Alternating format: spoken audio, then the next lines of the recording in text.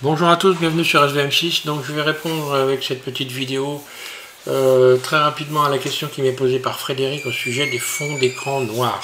Donc il y a plusieurs possibilités pour faire un écran noir. Soit on peut utiliser la transparence du fond d'écran, soit on utilise tout simplement pas d'image de fond d'écran, ou alors on utilise quand même l'éclairage. On va faire donc des essais, hein. Je vais t'expliquer ça, Frédéric. Donc on est bien sur la version de 4.4, il n'y a rien qu'à changer par rapport aux anciennes versions, enfin quand même assez récentes. Donc pour procéder pour avoir un fond d'écran noir. Voilà. Donc je vais ajouter ici, je pars sur évidemment je vais rajouter un objet pour qu'on puisse voir ici, voilà. Cet objet, je vais également, pour pouvoir le voir, y ajouter un éclairage. D'ailleurs, je ne serai pas obligé puisque en fond d'écran, ici j'ai une image HDRI que j'ai toujours en permanence qui s'appelle Forest et que j'ai donc mis en téléchargement il y a de nombreuses fois de manière à ce qu'on puisse utiliser un éclairage qui est plutôt sympa directement. Donc je vais rajouter non pas un éclairage mais directement une caméra. L'éclairage on verra après. Donc j'ajoute une caméra parce qu'on ne peut pas faire de rendu si on n'a pas une caméra.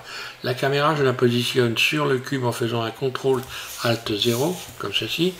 Voilà. Et maintenant, si je fais un F12, bien, je vais avoir donc, voilà ce que ça me donne. J'ai donc un tout rose. Alors, je vais regarder, je vais peut-être avoir un problème de... Ici, voilà. Je dois avoir un problème d'image HDR. Alors il faut que j'aille la rechercher parce que je l'ai changé de place, ce qui explique pourquoi j'ai ma Forest ici qui ne fonctionne pas. Ouvrir, et voilà.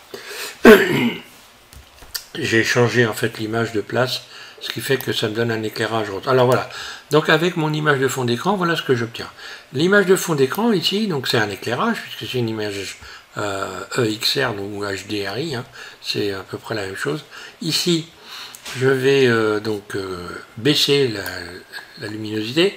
Là, je n'ai plus, j'ai un écran noir. J'ai un écran noir, mais je n'ai pas d'éclairage sur le cube. Donc, qu'est-ce que je vais faire? Je sélectionne le cube, et puis, donc, comme le curseur 3D est au centre de la scène, je vais ajouter un éclairage. Voilà, j'ajoute mon point. Je vais faire un GZ pour sortir mon éclairage, on le voit ici. Je vais augmenter la valeur, la force de l'éclairage. Donc l'éclairage, il est là, le point, voilà. Ici, je sélectionne l'éclairage, j'augmente la valeur, voilà. Et je vais faire un GY pour déplacer l'éclairage.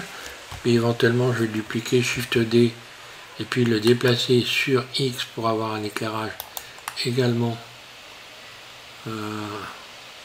Oui, j'ai bien deux points. GX, là. Voilà, je vais augmenter un peu la force. Voilà. Donc maintenant, si je regarde avec la caméra, je clique sur 0, voilà ce que ça donne.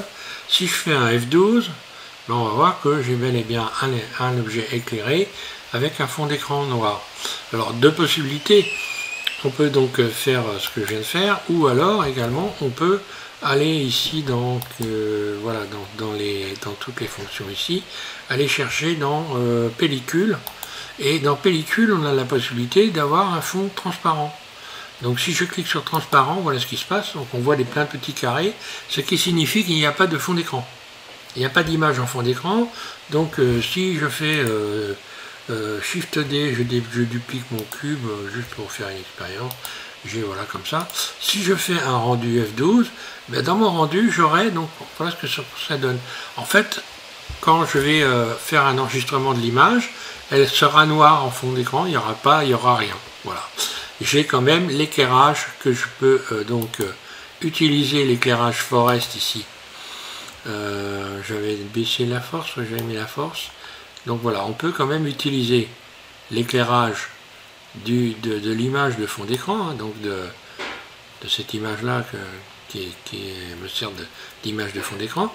Et si je fais un F12, ben, on voit toujours que je n'ai pas de fond d'écran, mais j'ai augmenté l'éclairage. Alors là, j'aurais vraiment beaucoup trop d'éclairage. Il faudrait que je supprime, par exemple, l'éclairage que j'ai rajouté. Voilà. Si je fais un F12, voilà ce que ça donne. Maintenant, si l'éclairage est trop fort, Voilà, ça donne.